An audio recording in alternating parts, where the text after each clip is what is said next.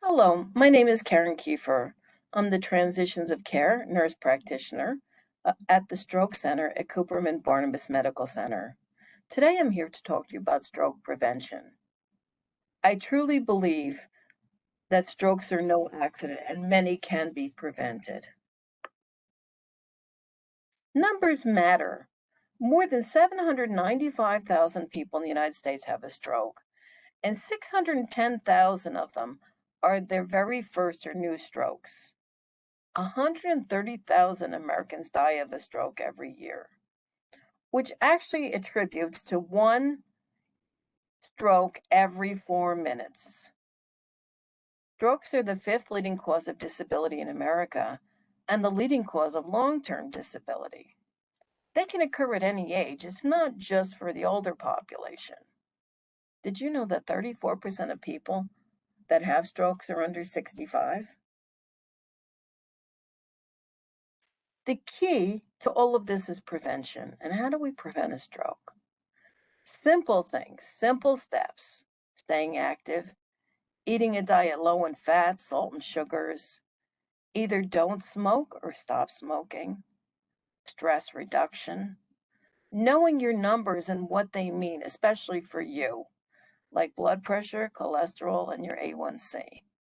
Visit your healthcare provider regularly and don't consume alcohol excessively. Staying active has proven health benefits, and it could be as simple as walking. It could be as simple as joining a team or a club, joining a healthcare incentive if you're still working, by obtaining information, understanding your risks, and working towards improving your health. Simple strategies like taking the stairs, walking at lunch, exercising 5 days a week for 30 minutes a day. Moderate exercise, such as brisk walking, for as little as 30 minutes a day, has truly proven healthcare benefits. For every hour of regular exercise you get, you'll gain about 2 hours of additional life expectancy, even if you don't start till you're middle-aged. Just 2 flights of stairs every day could result in a weight loss of 6 pounds a year. Eating healthy is vital to you and your health risks. Studies have shown that eating a Mediterranean diet reduces your risk of an ischemic stroke by 28%. Cooking in the Mediterranean style, such as with olive oil, actually lowers the bad cholesterol, the LDL, and increases the good cholesterol, or the HDL. Control your portions. Use fresh or frozen vegetables. And if you use frozen vegetables, read the bags or the boxes. Make sure no other ingredients were placed in them, such as butter or salt. And watch that salt. Too much salt puts you at risk for a heart attack or a stroke. And the actual verbiage for salt is sodium. So look for that word, sodium. Salt is salt. It's just as bad. Sea salt is just as bad as regular salt. Many supermarkets have nutritionists associated with them that are free of charge, and you can make an appointment to talk to them about what your diet is and what healthy options are for you.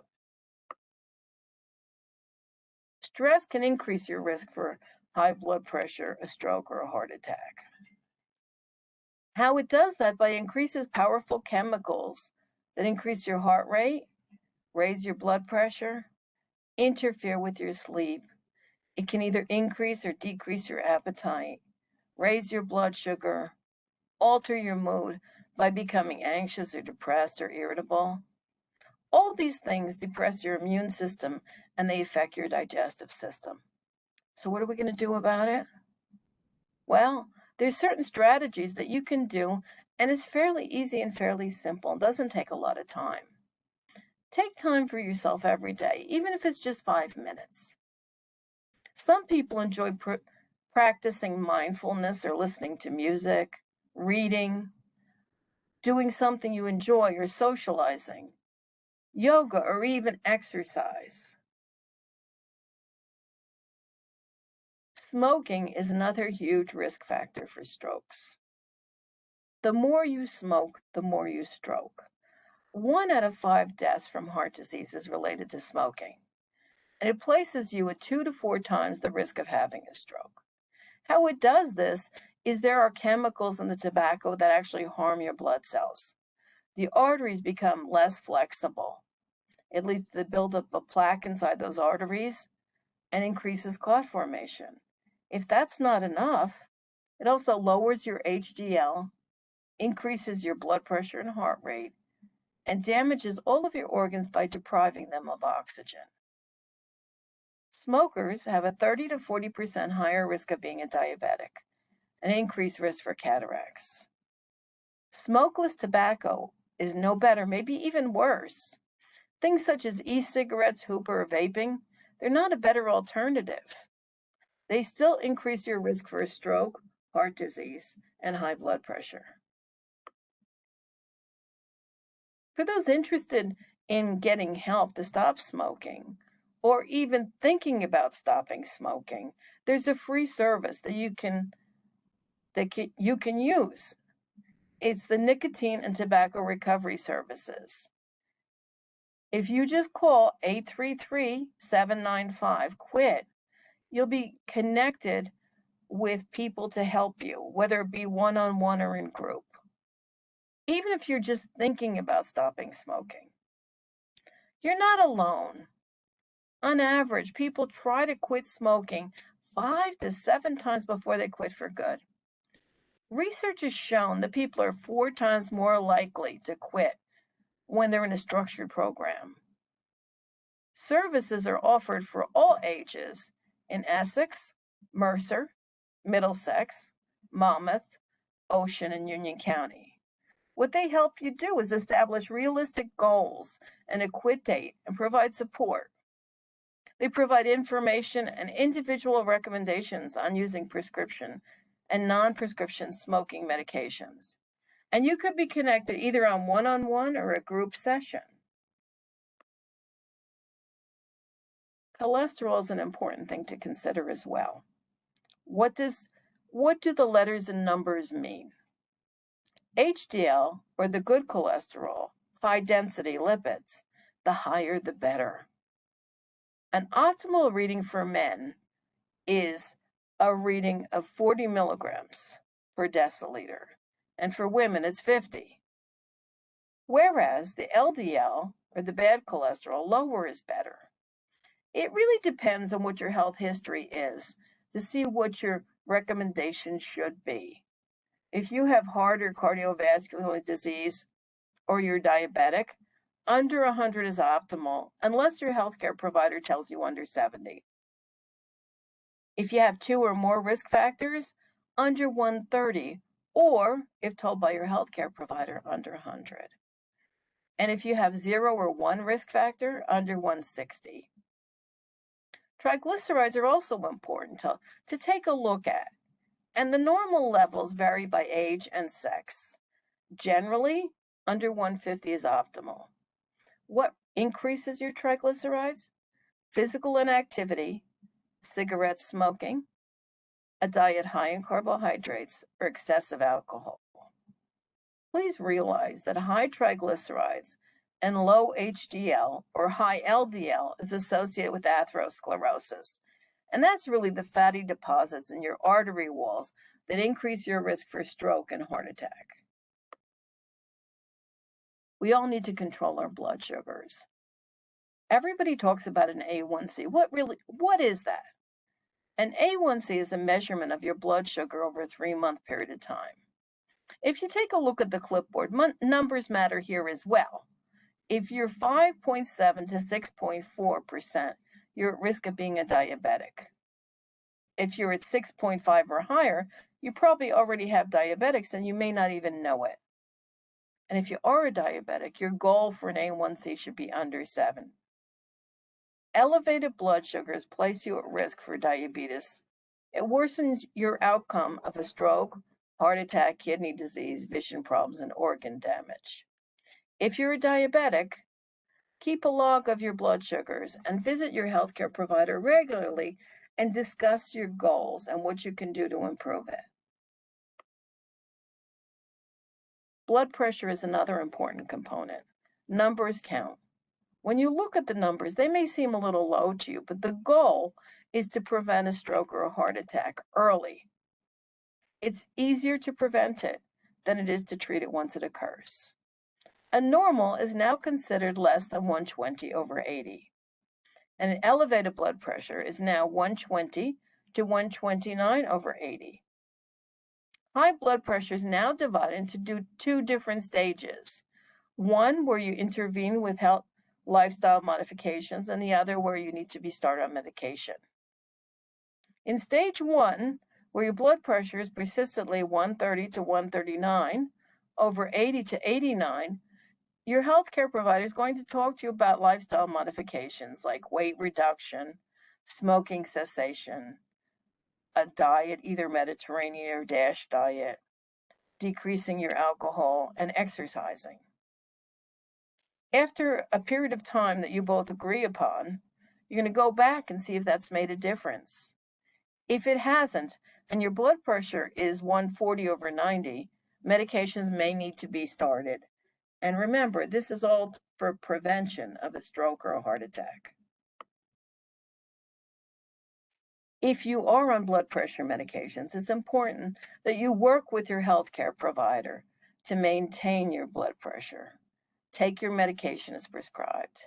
Get a blood pressure machine and keep a log of your blood pressure and your symptoms, such as if you have a headache, if you're dizzy, if you have pain in your chest. If you have pain in your chest, call 911. Take your blood pressure in the same arm every day, the same time of the day. Know what your goal is. If your blood pressure is still high despite medications, call your healthcare provider. If you have side effects, call your healthcare provider. They're there to help you and work together towards a healthier lifestyle for you. Many people think alcohol brings them good health. And many say, oh, I drink red wine every day. But let's really talk about that. Healthy people should consume no more than 2 drinks a day, or no more than 4 drinks at any occasion. And when you think of alcohol, it's not just wine. It could be spirits, beer, or wine or champagne. And spirits with about 40% alcohol, the serving size should be 30 milliliters or 1 ounce. The beer, the recommended serving size, is 9.6 ounces or 1.1 drink. And wine or champagne is 3.38 ounces. Realize many restaurants, the serving size is more than the acceptable serving size. Excessive alcohol can raise your blood pressure. It increases your risk for an abnormal heart rhythm, diabetes. It depletes your body of vitamins and minerals. It interferes with blood clotting and interferes with many medications. So let's be honest with ourselves. Let's think about what our risk factors really are, what we can change and what we can't. What happens is what we do with the information.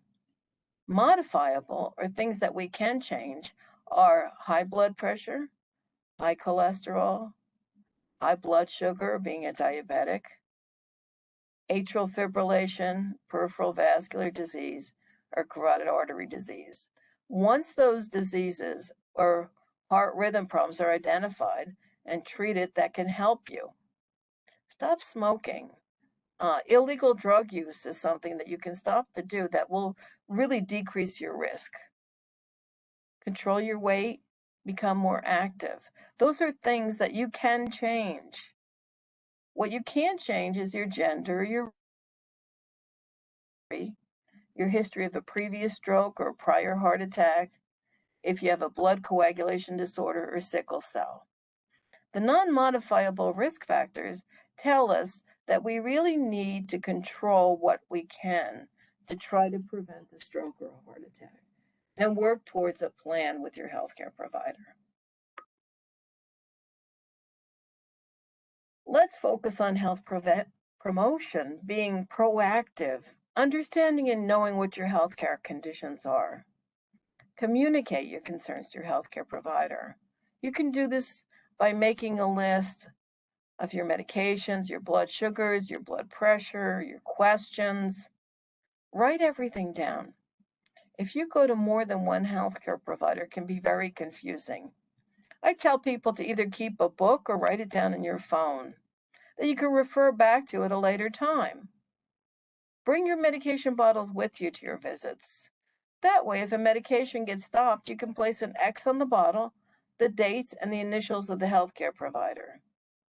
Please understand that people engaged in their health and healthy behaviors have better outcomes. So after our talk today, I do want you to understand why I believe that many strokes are preventable. Let's invest in ourselves. Let's treat ourselves the way we would treat the people that we love. Let's think about healthcare promotion and prevention and healthy behaviors. You're not alone.